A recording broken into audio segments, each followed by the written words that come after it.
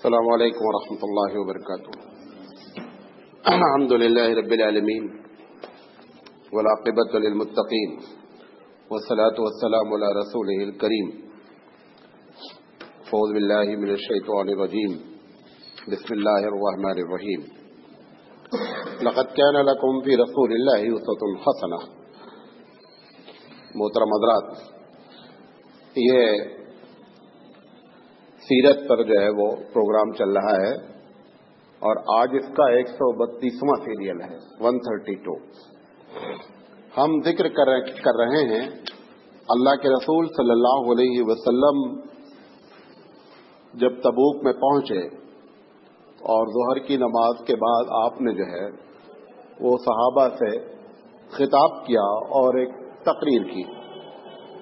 اس تقریر کے جملے اتنے جامع ہیں کہ وہ آپ کے سامنے مختصر رکھ رہا ہوں. 2 بیان غالباً اس پر کر چکا ہوں، آج تیسرا ہے. اس کے بعد اللہ کے رسول صلی اللہ علیہ وسلم نے فرمایا کہ خیر الاعمال ما نفع. آپ نے فرمایا کہ سب سے بہترین کام وہ ہوتا ہے جس سے آدمی کو نفع ہو. نفع 2 طریقے کا ہوتا ہے. ایک نفع دنیا کا ہے اور ایک نفع آخرت کا ہے. دنیا کا نفع وقتی ہے، آخرت کا نفع ہمیشہ والا ہے. یہ ہمارا عقیدہ ہے. ہم یہ نہیں کہہ رہے ہیں کہ دنیا کا نفع نہیں کمانا چاہیے. دیکھیں، جس دنیا میں آپ آئے ہیں اس دنیا میں آپ کو رہنا ہے اور اس دنیا کے ذریعے ہی آپ کو اور ہم کو اپنی آخرت بنانی ہے. بعض لوگ یہ سمجھتے ہیں یہ دنیا بہت بیکار ہے. ایسی بات نہیں ہے. دنیا بہت کام کی چیز ہے. شرط یہ ہے کہ یہ کبھی بھی ہمارا مقصد نہیں ہو، ضرورت. کئی مرتبہ اس کی مثال دیا ہوں. گھر بناتے ہیں، ٹوائلٹ اس گھر کی ضرورت ہے، ٹوائلٹ مقصد نہیں ہے. مقصد بیڈ روم ہے. کبھی بھی اگر ہم بیڈ روم کے بجائے ٹوائلٹ کو مقصد بنا لیں اور بیڈ لے جا کے ٹوائلٹ میں لگا دیں، اب ہمارا بیڑا غرق ہو جائے گا. ایسے ہی یہ دنیا ہے. اللہ کے رسول صلی اللہ علیہ وسلم نے فرمایا کہ ان الدنیا مزرع الآخرہ، کہ دنیا جو ہے وہ آخرت کی کھیتی ہے. کھیتی میں پہلے آدمی کھیتی کرتا ہے، کچھ دن کے بعد پھل آتا ہے. ایسے ہی یہ دنیا ہماری کھیتی ہے، اس میں خوب نفع کمائیں. 3 چیزوں کا دھیان رکھیں، کوئی پرابلم نہیں ہے.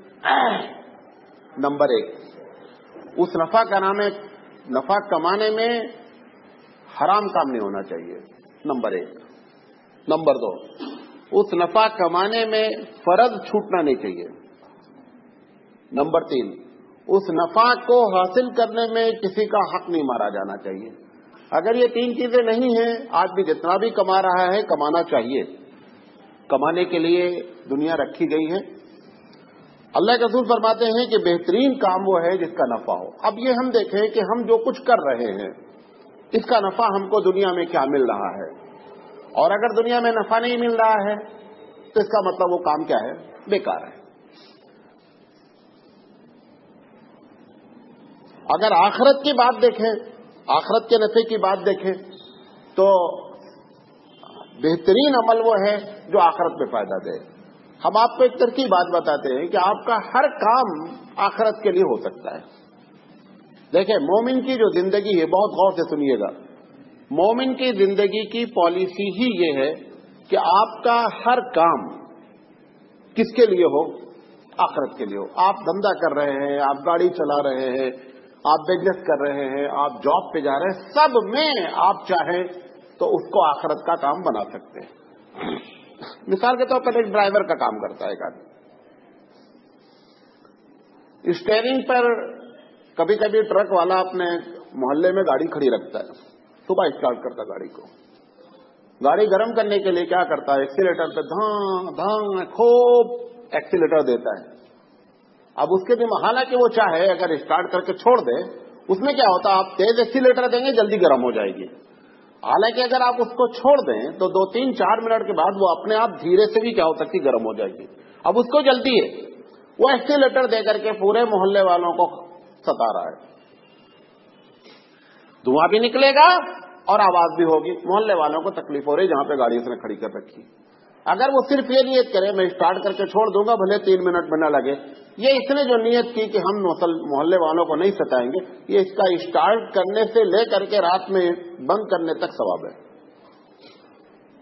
گاڑی لے کر کے نکلا، ہر لمحے ثواب کماتا ہے ڈرائیور، ہر لمحے۔ ہم تو اور آپ تو اتنی دیر ثواب کماتے ہیں جتنی دیر، کیونکہ وہ 1 سیکنڈ بھی اگر سو جائے گا تو کیا ہو جائے گا، لڑ جائے گی گاڑی۔ اب وہ اس نیت سے بہت الرٹ رہتا ہے، چست رہتا ہے کہ اگر ہماری گاڑی کسی سے لڑ گئی تو اس کو تکلیف پہنچے گی، آدمی مر سکتا ہے، لہذا ہم کبھی بھی ایسا نہیں ہونے دیں گے۔ نیند آنے سے پہلے ہم گاڑی روک دیں گے، یہ اس کا سونا بھی اجازت ہے۔ اب گاڑی چلا رہا ہے، رات کا وقت ہے، سامنے ایک موٹر سائیکل آ رہی ہے۔ اب اگر یہ اپنی لائٹ کو ڈم کر دے تو موٹر سائیکل والوں کو ایگزیکٹ آئیڈیا ہو جاتا ہے کہ کہاں پہ گاڑی ہے۔ اگر اس نے فوکس دور والا مار رکھا ہے تو موٹر سائیکل والے کو بیچارے کو پتہ ہی نہیں چل رہا ہے کہ گاڑی کتنی چوڑی ہے، کہاں تک جا رہی ہے۔ یہ لائٹ کو دھیمے کرتے وقت یہ کرے کہ ہماری وجہ سے کسی کو تکلیف نہیں پہنچنا چاہیے، یہ اس کا لائٹ مارنا، جیسے آپ بیٹھ کر مصلی پہ سبحان اللہ پڑھیں ویسے ہی اس کا لائٹ مارنا، اس میں کوئی فرق نہیں ہے۔ میں آپ کو جان بوجھ کر ڈرائیونگ ایک ایسا دھندا بتا رہا ہوں جس میں لوگ سمجھتے ہیں اس میں عبادت ہی نہیں۔ ڈرائیونگ 24 گھنٹے عبادت ہوتی ہے جس وقت تک آپ اسٹیئرنگ پر بیٹھے ہوئے ہیں۔ اب مثال کے طور پر یہ مین روڈ ہے، ٹھیک ہے، یا یہ والی مین روڈ ہے۔ اب ایک آدمی نہرو کالج کی جانب سے آ رہا ہے، اسے معلوم ہے کہ مین روڈ والا وہ سیدھے جا رہا ہے، وہ جو ہے اندر کا روڈ ہے۔ اندر کے روڈ والا اس لیے روک رہا ہے کہ مین روڈ والے چلنے والوں کو ہماری وجہ سے بریک نہیں مارنا پڑے، وہ نکل جائے، اس کے بعد ہم جائیں۔ عبادت ہے۔ آپ ایسے موٹر سائیکل چلاتے میں بھی کر سکتے ہیں یہی کام۔ اب آپ دیکھیں موٹر سائیکل چلا رہے ہیں، سروس روڈ سے مین روڈ پہ گھس رہے ہیں، اب آپ اس بات کا کیئر ہی نہیں کر رہے ہیں کہ جو سامنے آ رہا اس کو بریک مارنا پڑا آپ کی وجہ سے، حالانکہ یہ اس کا حق تھا کہ وہ مین روڈ پر چلے۔ آپ آ رہے تھے اندر سے گلی سے گزرے تو آپ کو روکنا چاہیے تھا، دائیں بائیں دیکھ کر کے پھر گزرنا چاہیے کہ ہماری وجہ سے اس کار والے کو، اس ٹرک والے کو، اس بس والے کو تکلیف نہیں پہنچے۔ سب سے زیادہ ڈرائیور عبادت کرتا ہے، آپ کو بتا رہا ہوں، 24 گھنٹے۔ جتنی دیر آپ ڈرائیونگ موٹر سائیکل کی کر رہے ہوں، کار کی کر رہے ہوں، کسی چیز کی ڈرائیونگ کر رہے ہیں آپ، اگر 1 سیکنڈ بھی آپ غفلت کر دیں گے معاملہ کیا نکلے گا، دوسرے کو تکلیف ہو جائے گی۔ اس نیت سے آپ الرٹ رہیں تو مومن کا سارا کام عبادت ہو سکتا ہے، دنیا کا کوئی کام مومن کا ہوتا ہی نہیں ہے۔ اب ایک آدمی جاب پہ جا رہا ہے، کام کرنے جا رہا ہے، پیسہ ملے گا، تنخواہ ملے گی، آپ کا معاہدہ ہے وہ دے گا۔ اب آپ سے 8 گھنٹے کا گورنمنٹ نے کانٹیکٹ کر رکھا ہے کہ 8 گھنٹے تک آپ کو کام کرنا ہے، آپ کو 8 گھنٹہ پورا گورنمنٹ کو دینا ہے۔ اب جان بوجھ کر کے کام کو ڈیلے کرنے کے لیے بیٹھے ہیں، چائے پی رہے ہیں، گپ مار رہے ہیں، سامنے خاص کر جو لوگ کاؤنٹر پہ ہیں، اب سامنے لوگ کھڑے ہیں، یہ دوست ٹیلی فون پہ موبائل پہ لگے ہوئے ہیں صاحب، اور سامنے والے لائن والے پہ پریشان کھڑے ہیں، ان کی سے یہ مسلمان کے کام کرنے کا طریقہ نہیں ہے۔ ایک آدمی آیا ہوا ہے، خاص کر آپ اگر کسی ایسے ڈپارٹمنٹ میں ہیں، ایسے کاؤنٹر پر ہیں، ایسے ٹیبل پر ہیں کہ جہاں پبلک ریلیشن ہے، کوشش کریں کہ ہماری وجہ سے کسی بھی آدمی کو پریشان نہیں ہونا۔ اب ایک آدمی نے انکوائری پہ بٹھا دیا آپ کو ریلوے کی مثال کے طور پر، اب آپ بوتھ چھوڑ کر کے جا رہے ہیں، اب ایک آدمی آ کر کے پوچھنا چاہتا ہے فلاں ٹرین کتنی لیٹ ہے، انکوائری پہ کوئی موجود ہی نہیں ہے، یہ جتنی دیر کھڑا رہا اس کا گناہ آپ کے سر ہے۔ ایسی تربیت ہمارے رسول اکرم صلی اللہ علیہ وسلم نے ہماری کی تھی۔ ابھی زیرکس مشین ہے، ہر آفس میں لگی ہوئی ہے، ایک عام آدمی سرکاری کام کرنے والے اپنا ذاتی زیرکس نکالتے ہیں، حرام ہے، پر انہیں معلوم بھی نہیں ہے کہ ہم یہ 2 زیرکس نکال رہے ہیں، یہ سرکاری مال ہے، سرکاری انک ہے، سرکاری پیپر ہے، سرکاری مشین ہے، ہم اپنا ذاتی اس میں سے نکال رہے ہیں۔ اب آپ کہیں گے صاحب آفیسر سے میں نے پوچھ رکھا ہے، آفیسر نے کہا نکال لو۔ آفیسر ریلوے کا مالک نہیں ہے،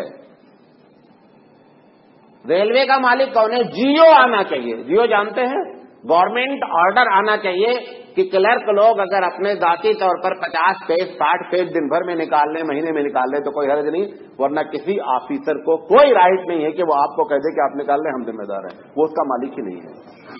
جیسے ٹی ٹی ٹرین میں چلتے ہوئے آپ سے یہ نہیں کہہ سکتا کہ تم بیٹھ جاؤ ہم دیکھ لیں گے. ٹرین کا مالک ٹی ٹی نہیں ہے. یہ اگر ہم کر لیں اپنی زندگی میں تو ہمارا ہر کام عبادت ہے اور ہر کام میں نفع ہے. اللہ کے رسول تعالیٰ فرما رہے ہیں کہ جو بھی کام آپ کریں اس میں آخرت کے نفع کو سامنے رکھ کر کریں, اور آخرت کے نفع کے لیے کیا اپنی نیت صحیح کر لیں, آخرت کا نفع اپنے آپ 100% ہونے کے لیے تیار ہے.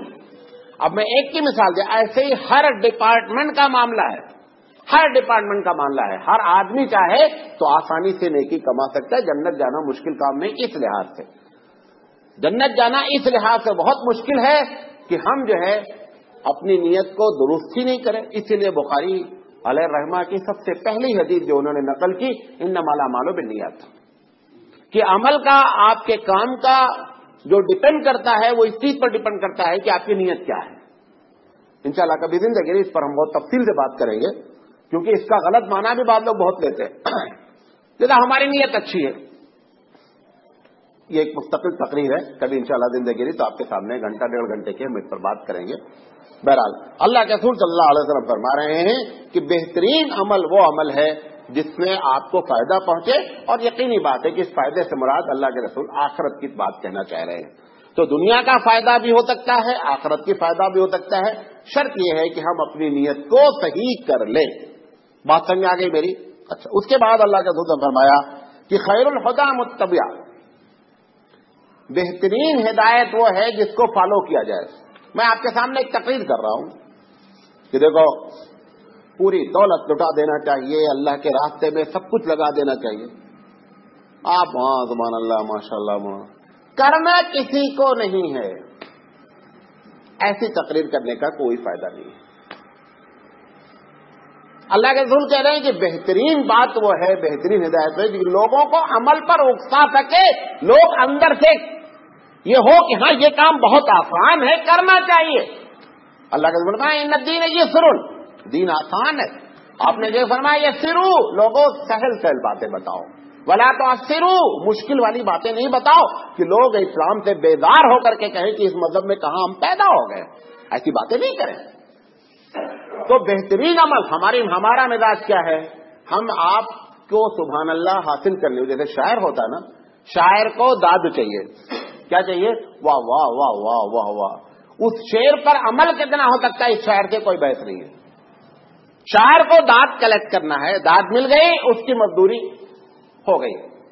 یہ واز اس کو نہیں کہتے ہیں. واز اور نصیحت تقریر اس کو کہتے ہیں کہ کوئی اچھا کہے نہ کہے, لیکن اس کے دل میں یہ بات اترے کہ جو تقریر کی جا رہی ہے اس پر عمل کرنا بہت ہی آسان ہے. اللہ کے رسول کہہ رہے ہیں کہ خیر الہدی متبع, بہترین چیز وہ ہے, بہترین ہدایت وہ ہے کہ جس پر آدمی کیا کر سکے. یہی وجہ ہے آپ دیکھیں بڑے بڑے لوگوں کے, ہمارے پاس بزرگوں کے بڑے کام کیسا کام کیا ہوا ہے. اللہ کے رسول کی جب زندگی اٹھا کے دیکھیں گے تو انہوں نے ویسا کام کیا ہے کہ امت اس کو آسانی سے کر سکے. کیوں؟ آپ نمونہ ہیں. وہ بزرگ کا ذاتی معاملہ ہے جس نے اپنی زندگی اللہ کے لیے وقف کی ہے, لیکن اللہ کے رسول اگر ویسے کر دیتے تو امت کو کیا ہوتا کہ امت بھی سمجھتی ہم کو بھی اتنا کرنا, وہ ہمارے لیے کیا ہوتا, دشوار ہو جاتا. آپ دیکھیں مکے میں رہتے ہوئے, مدینے میں رہتے ہوئے ایک حج آپ نے کیا. حالانکہ جب صلح حدیبیہ ہو گئی سن 6 ہجری میں, اس کے پہلے معاملہ میں نے مان لیا کہ حج پہ نہیں جا سکتے تھے, اس کے بعد بھی 4 سال کا گیپ ہے. 4 مرتبہ حج بآسانی کیا ہو سکتا تھا, کیا جا سکتا تھا, لیکن آپ نے جان بوجھ کر کے ایک حج کیا کہ تاکہ امت پر مشکل نہیں آوے, ان کو حج کرنا آسان محسوس ہو.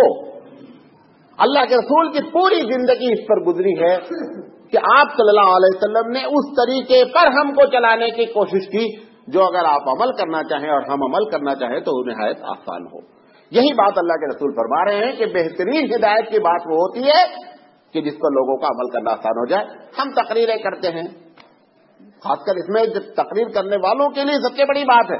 ابو بکر صدیق رضی اللہ تعالیٰ عنہ نے پوری دولت لٹا دی. آپ بولیں گے سبحان اللہ, ارے سبحان اللہ کے بعد تم کیا کرو گے یہ بولو, وہ نہیں کرنے کا ہے. آج تک ہم کو ایک آدمی نہیں ملا اس ابو بکر صدیق رضی اللہ تعالیٰ عنہ کے عمل پہ کھڑا ہو کر بولے مولانا میرا بھی پورا اللہ کے نام پہ وقف ہے.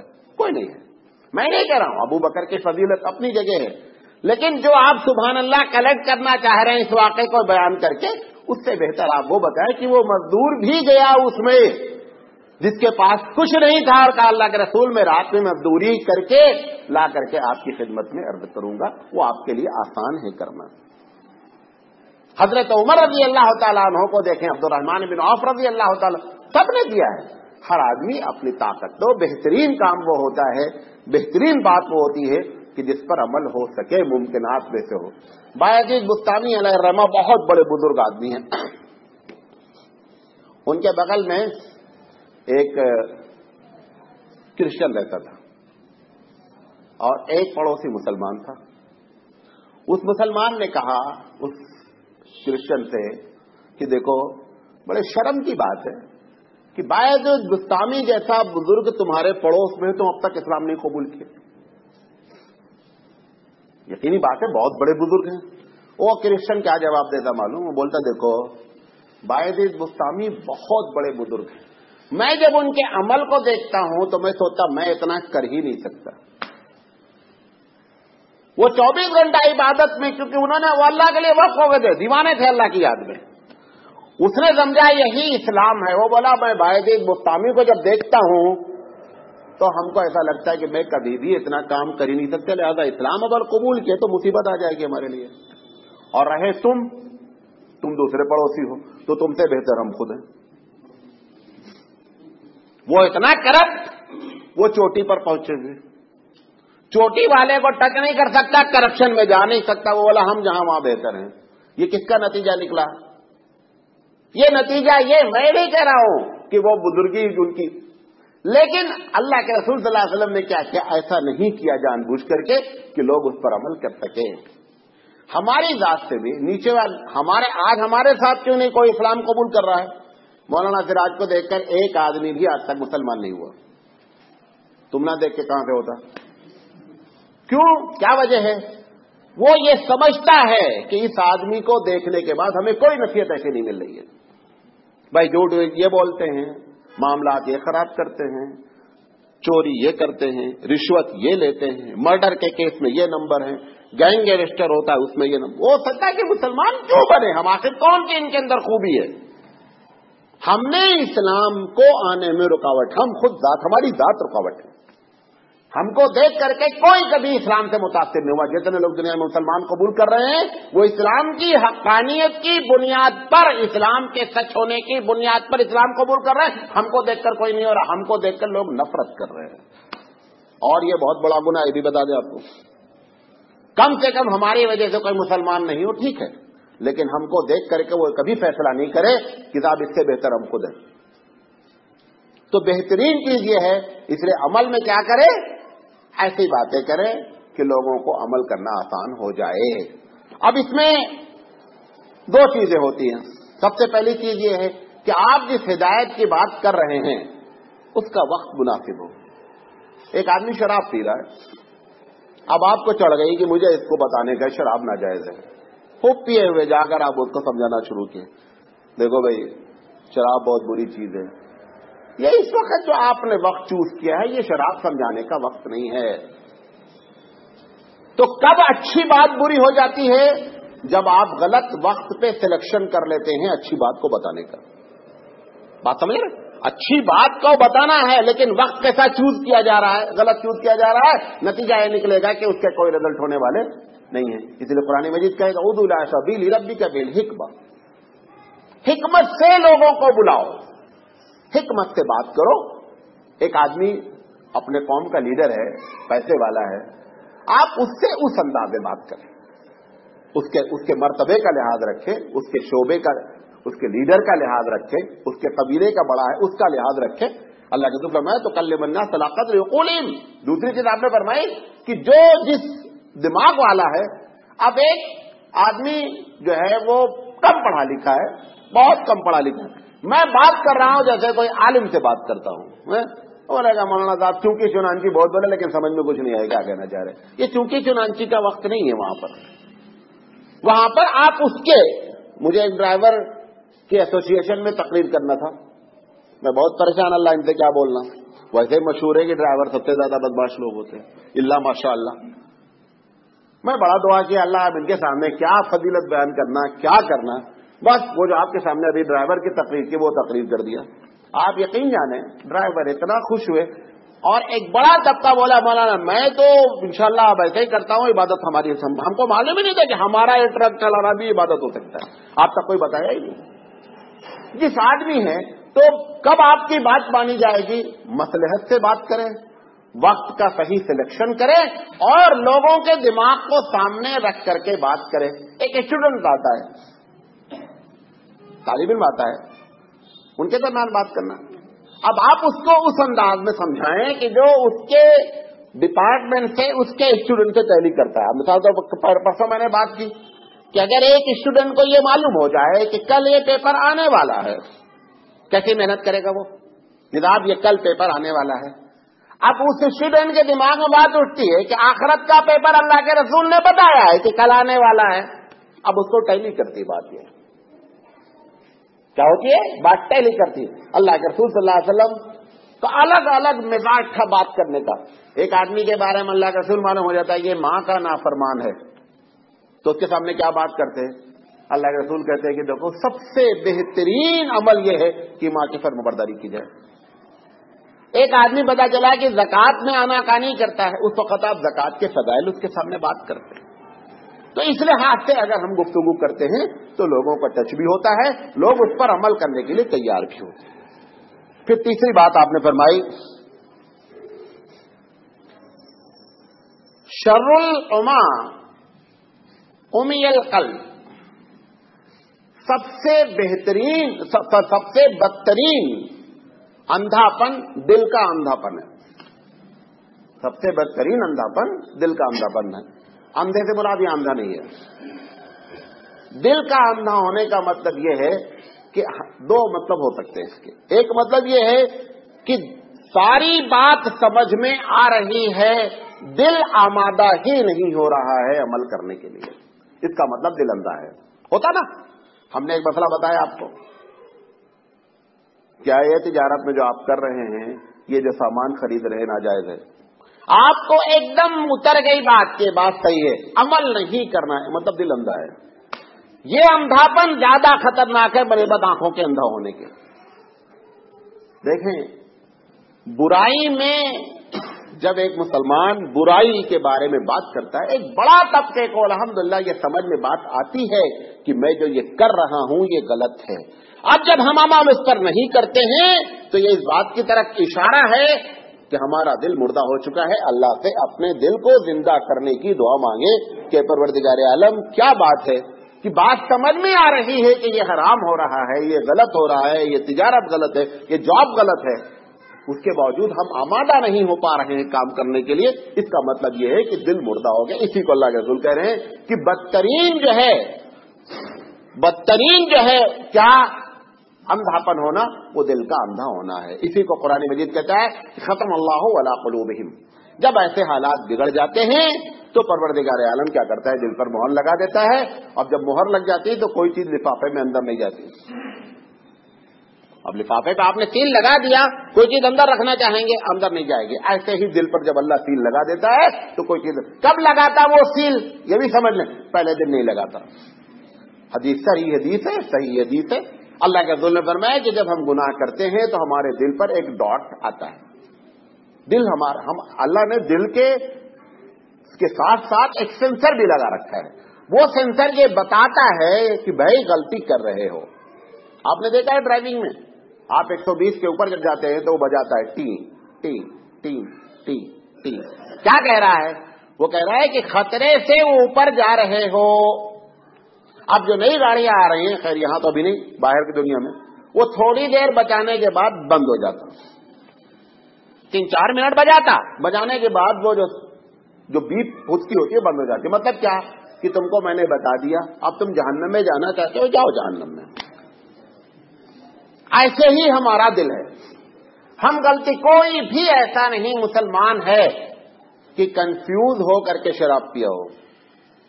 سب کو معلوم ہے شراب حرام ہے. پہلے دن جب پیتا ہے اس کا دل خوب ملامت کرتا ہے. کوئی چور یہ کنفیوز ہو کر کے نہیں کہ یہ میرا مال ہے، کوئی زانی یہ سمجھ کر نہیں کہ یہ لڑکی میرے لیے حلال ہے، کوئی نہیں کرتا ہے. پہلے دن اس کو گناہ اس کا بتاتا ہے، اس کو وہ اگنور کرتا ہے, درگزر کرتا ہے, نہیں اس کے اوپر کیئر کرتا ہے, پھر گناہ کرتا ہے, پھر دل کے اوپر ایک کالا دھبا آتا ہے, کرتے کرتے کرتے کرتے پورا دل جو ہے وہ کور ہو جاتا ہے اس کالے. اس کو اللہ تعالیٰ کہتا ہے کہ اب ہم اس کے اوپر مہر لگا دیتے ہیں. اب کوئی چیز اس کی سمجھ میں نہیں آتی ہے, آپ اس کے سامنے اچھی بات بھی کریں گے تو سمجھ میں نہیں آئے گا. یہ دوسرا مطلب ہے کہ گناہوں کو کرتے کرتے کرتے دل مردہ ہو جاتا ہے, یا یہ کہ ہماری بات سمجھ میں آ رہی ہے کہ یہ کام ہم غلط کر رہے ہیں لیکن عمل کرنے کے تیار نہیں. اس کا مطلب یہ کہ دل ہمارا کیا ہو چکا ہے, اندھا ہو چکا ہے. یہ ساری چیزیں روز ہمارے ساتھ ہوتی ہیں. یہ میں ایسی دنیا سے بات نہیں کر رہا ہوں بلکہ ہم اپنے آپ سے پہلے اور پھر آپ سے. کتنی تقریریں ہم کرتے ہیں, غیبت نہیں کرنا چاہیے. میں اپنی بات کر رہا ہوں, میں ہی تقریر کرتا نا, آپ لوگ سنتے والے ہیں. مولانا سراج صاحب کتنی غیبت کرتے ہیں, یہ کیا چکر ہے؟ آپ ہی تو تقریر کر رہے ہیں کہ غیبت بری چیز ہے, غیبت نہیں کرنی چاہیے, اس کے باوجود بیٹھ کر کیا کر رہے ہو, غیبت کر رہے ہو. اس کا مطلب کیا ہے کہ تمہارا دل بھی مردہ ہے. ورنہ جب ایک خاص کا جب ہم کو یہ بات سمجھ میں آتا, ہم کو اگر سمجھ میں نہیں تو میں آپ کو کیسے سمجھاتا؟ میری بات تو سمجھ میں آئی ہوگی نا کہ غیبت بری چیز ہے, اس کے باوجود ہم غیبت کر رہے ہیں کہ ہمارا دل مردہ ہے. اور یہ بھی آپ کو بتا دیں, اگر تقریر کرنے والے کا دل مردہ ہے تو سب کو مردہ بناتا. وہ برف ہے, برف رکھ دیں گے آپ گلاس میں, گلاس کو وہ ٹھنڈا کرے گا, گرم نہیں کرے گا. گلاس کو آج ہم مقررین کے کیوں نہیں اثرات ہوتے ہیں؟ کیونکہ ہمارے پاس ہی ایمانی حرارت نہیں کہ میں آپ کو گرم کر دوں. ہمارے پاس اگر ایمانی حرارت ہوتی تو ہم آپ کو اب تک شعلہ بنا دیتے ہیں. جتنا آپ چینج ہو رہے ہیں وہ اتنا ہی ہمارے پاس ایمانی حرارت ہے, یہ نوٹ کر لیں آج. اور اگر نہیں چینجنگ آ رہی ہے تو دو ہی وجہ ہے, یا تو دل مردہ ہے یا مولانا سراج صاحب کے اندر ایمانی حرارت ہی نہیں ہے. دو ہی وجہ, تیسری کوئی وجہ نہیں ہے. عبد القادر جیلانی علیہ الرحمہ سے پوچھا گیا کہ یہ کیسے معلوم ہے بندہ بزرگ ہے؟ انہوں نے کہا جب آپ اس کے پاس بیٹھیں تو آپ کو دنیا کے بجائے اللہ یاد آئے تو سمجھنا بندہ بزرگ ہے. اور اس کے بعد بھی بیٹھنے کے بعد کروڑ پتی, لکھ پتی, فلاں بزنس, فلاں دھندا, ادھر چیٹنگ ادھر چیٹنگ, ساری باتیں ہو رہی ہیں, یہ بھی تمہاری طرح ہے. دوسرا دروازہ جا کے دیکھو, غلط ڈاکٹر کے پاس پہنچ گئے ہو, چینج کرو ڈاکٹر, ڈاکٹر صحیح نہیں ہے. اللہ کے رسول صلی اللہ علیہ وسلم اسی بات کو کہہ رہے ہیں کہ بدترین اندھاپن کس چیز کا اندھاپن ہے؟ دل کا اندھاپن ہے. لہذا اپنے دل کو بدلنے کے لیے سب سے بہترین طریقہ دو ہے, یہ بھی بتا دیتا ہوں. دل کو چینج کرنے کے لیے سب سے بہترین طریقہ ہے اللہ کی کتاب کو جو پڑھ رہے ہو سمجھنے لگو, بدل جاؤ گے. یہ اس کی خاصیت ہے. دیکھیں, آگ کے لیے نیت کرنا ضروری نہیں ہے کہ میں جلنے کی نیت کروں گا تو آگ جلائے گی. بات نوٹ کریں میں جو کہنا چاہ رہا ہوں. آگ میں اللہ نے جلانے کی خوبی یا اس کے اندر صفت رکھ رکھی ہے. آپ نیت کریں یا نہیں کریں, جیسے ہی ہاتھ ڈالیں گے جل جائیں گے. نہیں, میں نیت نہیں کیا تھا, جلانا نہیں. تمہیں نیت کرو چاہے نہیں کرو, اس کی خاصیت ہے. ایسے ہی یہ قرآن کریم ہے. آپ اس کو سمجھ کر پڑھنے لگیں کہ اللہ کیا ہم سے کہہ رہا ہے, اس کی تفسیر دیکھیں, اس سے بات کریں, اندر سے آپ بدل جائیں گے. نہیں کریں گے, عبادت آپ کو ثواب پہنچائے گی, بدلے گی نہیں. یہ نوٹ کر لیں بات, عبادت ثواب پہنچائے گی. آپ یہ سوچیں ہم اچھے انسان بن جائیں, وہ نہیں ہونا ہے. یہی وجہ ہے کہ وہ نماز پڑھنے والا بھی کیا کرتا ہے, ویسے ہی چیٹنگ کرتا ہے جیسے بغیر نمازی کرتا ہے. کم سے کم وہ نماز پڑھ رہا ہے, اس کو کیا ہونا چاہیے, چیٹنگ نہیں کرنا چاہیے, کیونکہ نماز والا ہے, نمازی بندہ ہے. اب قرآن مجید تو کہتا ہے ان الصلاۃ تنہی عن الفحشاء والمنکر, کہ نماز انسان کو برائی سے روکتی ہے. کب نماز برائی سے روکے گی؟ وہ نماز میں جو پڑھا جا رہا ہے, وہ نماز کے جو شرائط ہیں, وہ نماز کے جو آداب ہیں. تین چیزیں ہیں. نماز میں قرآن کیوں رکھا گیا ہے؟ تفریح کے لیے رکھا گیا ہے. آپ کو معلوم ہے 70% لوگ دنیا میں علم ترا سے لے کر قل رب الناس تک پڑھتے ہیں. 70%. 20% علم نشرہ سے علم ترا کے بیچ میں پڑھتے ہیں, اور 10% ادھر ادھر پڑھتے ہیں. وہ 70% جو علم ترا سے لے کر قل رب الناس تک پڑھتے ہیں, وہ ٹوٹل 10 سورت ہے. اس 10 سورت میں اللہ کیا بولتا معلوم نہیں ہے. وہ چھوڑو, سورہ فاتحہ ہر آدمی پڑھتا ہے اور دن بھر میں نمازی 50 مرتبہ پڑھتا ہے, لیکن اسے نہیں معلوم ہوتا میں کیا پڑھ رہا ہوں. اچھا ایمان سے بتاؤ کہ یہ جو پڑھتے ہیں قرآن کریم, یہ کوئی پکنک کے طور پر پڑھتے ہیں, جنتر منتر کے طور پر پڑھتے ہیں, چھو چھکڑ کے طور پر پڑھتے ہیں, کیا سمجھ کے پڑھا جاتا ہے کہ اللہ ہم سے کچھ کہہ رہا ہے نا؟ دعا کرتے ہیں اہدنا الصراط المستقیم, اللہ سیدھا راستہ دکھا. 2 سال ہو گئے ہبلی میں آئے ہوئے تقریباً, ایک آدمی آ کر نہیں بولا مولانا یہ روز دعا کرتے ہیں اہدنا الصراط المستقیم. وہ کہاں ملے گا سیدھا راستہ, کیونکہ اس نے اس نیت سے پڑھا ہی نہیں ہے, جنتر منتر چھو چھکڑ کے لحاظ سے پڑھ رہا ہے. جیسے آپ کو کسی پہ کوئی چیز دم کرنی ہو, ضرور سے اس کا سمجھنا, آپ پڑھیں گے ختم بات ہو جائے گا, سر ہونا ہوگا ہو جائے. اسی نیت سے اس کو بھی پڑھا جا رہا ہے. تو دل کو بدلنے والی چیز سب سے بہترین کیا ہے؟ اللہ کے کلام کو جو پڑھ رہے ہو تھوڑا تھوڑا دیکھو اللہ ہم سے کیا کہنا چاہ رہا ہے, یہ شروع کر لیں گے ہم اندر سے بدل جائیں گے. یہ پہلا طریقہ ہے. دوسرا طریقہ کیا ہے؟ اچھی صحبت اختیار کر لو. وَكُونُوا مَعَ الصَّادِقِينَ, اچھے آدمی کے پاس, اچھے عالم کے پاس اٹھنا بیٹھنا شروع کرو, اندر سے بدل جاؤ گے. بقیہ کوئی چیز آپ کو بدل نہیں سکتی ہے. اچھی صحبت 3 طریقے کی ہوتی ہے: اچھی کتاب, اچھا مولوی, اچھی چیزیں سننا, چاہے کیسٹ سن رہے ہوں, چاہے ٹی وی سن رہے ہوں, جو بھی چیز. یہ جتنی چیزیں آپ خراب کریں گے اتنا ہم اندر ہمارا دل کیا ہوتا جائے گا؟ مردہ ہوتا چلا جائے گا. اللہ کا حضور فرما رہے ہیں کہ بدترین جو ہے وہ اندھاپن جو ہے وہ دل کا اندھاپن ہے. اس کے بعد چوتھی چیز, ایک جملہ اس میں اور اللہ کا حضور فرمایا ہے, وہ اصل میں ہم شروع کریں گے تو ہماری بات پوری نہیں ہوگی. ہم اس کے علاوہ ایک دوسرا جملہ کل انشاءاللہ زندگی رہی تو ہم اس جملے پر بات کریں گے اور ایک تفصیل سے آپ کے سامنے بات کریں گے. وہ جملہ یہ ہے کہ الید العلیٰ خیر من ید السفلی. آپ نے فرمایا کہ یہ والا ہاتھ اس والے ہاتھ سے, نیچے والے ہاتھ سے افضل ہے. اوپر والا ہاتھ جب آپ کسی کو دیتے ہیں تو ہاتھ اوپر ہوتا کہ نیچے ہوتا؟ اوپر ہوتا. اللہ کا رسول کہہ رہے ہیں کہ یہ والا ہاتھ اس والے ہاتھ سے افضل ہے. ہم اس پر انشاءاللہ پوری بحث زندگی رہی تو کل کریں گے اور آپ کو پوری بات بتائیں گے کہ مانگنا کب جائز ہے, کس کس شکل میں, دینے والے کے کیا آداب ہیں, مانگنے والے کے کیا آداب ہیں, دونوں کے آداب شرعی لحاظ سے انشاءاللہ گفتگو کریں گے کل انشاءاللہ زندگی رہی. ہم اس جملے کو چھوڑ کر کے چوتھے جملے پر آ رہے ہیں. اللہ کے رسول فرمایا وما قل وکفا خیر مما کثر والہا. آپ نے فرمایا تھوڑی چیز کافی ہے اس زیادہ چیز سے جو غفلت پیدا کر دے. مثال جب آپ بزنس کر رہے ہیں, نماز بھی پابندی سے ہو رہی ہے, روزہ بھی ہو رہا ہے, اب آپ چکر میں لگے بزنس بڑھانا ہے, اور بڑھانے کے بعد کس سے غفلت شروع ہوئی؟ اللہ کی طرف سے. یہ بات کہہ رہے ہیں کہ اس سے بہتر وہ کم والا بزنس تھا جس میں اللہ یاد تھا. کوئی بھی کام دنیا کا کریں اور اگر اس سے اللہ کی طرف سے دوری ہو رہی ہے. دبئی کا واقعہ بتاتا ہوں. ایک صاحب کی دکان نہیں چلتی تھی, کام ہونا دعا کریں. اچھا میری اپنی عادت ہے جب مجھ سے کوئی کہتا دعا کرنے کا تو میں اس کو رسمی طور پر نہیں لیتا, باقاعدہ دعا کرتا ہوں. ویسا عموماً ہوتا نا مولانا دعا کریں, عام عادت سب بھی بولتے بھائی, ہم بھی کہتے دعا کریں, تو ایک رسم ہے یہ. لیکن میں اگر کسی سے کہہ دیتا ہوں تو کوشش کرتا ہوں کہ اس کے لیے ہم یاد کر کے دعا کریں. برابر اللہ کو اس کی دکان چمکانی تھی, دکان خوب چمکی. 2-3 مہینے کے بعد پھر ملاقات ہوئی مسجد میں, برابر مسجد میں ملتے تھے. اب مسجد میں نہیں ملے, میں بولا کہ کہاں بھائی, کہا مولانا ماشاءاللہ دکان بہت چل رہی ہے. تو ہم نے کہا کہ پھر مسجد میں کیوں نہیں ہے؟ کہا بہت بزی ہے.